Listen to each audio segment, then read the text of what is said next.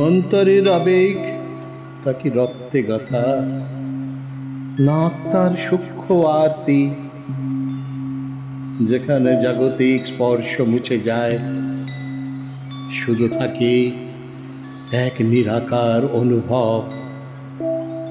পরমেশ্বর তিনি আছেন যখন যুক্তি ক্লান্ত হয়, যখন ভাষা ব্যর্থ এবং বিজ্ঞান নীরব।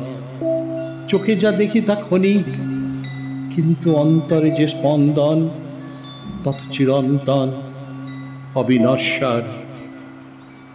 এই দেহ, এই জীবন প্রতিধ্বনি মাত্র মহাজাগতিক এক চেতনার।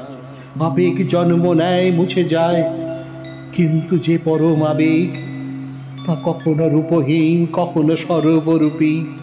তাঁরই নাম পরমেশ্বর। প্রশ্ন আসে, আমি কে?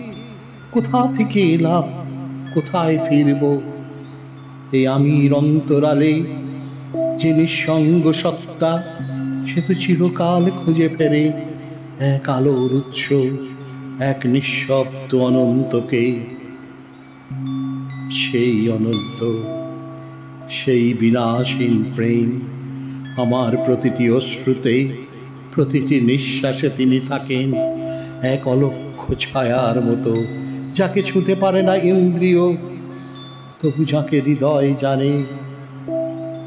এই অন্তরের এই আবেগ আর কিছুর না, শুধু এক অনন্ত প্রত্যাশা, এক চিরন্তন মিলনের আকাঙ্ক্ষা। শুধু পরমেশ্বর, শুধু এক অনন্ত প্রত্যাশা, এক চিরন্তন মিলনের আকাঙ্ক্ষা। শুধু পরমেশ্বর। স্বরচিত কবিতা।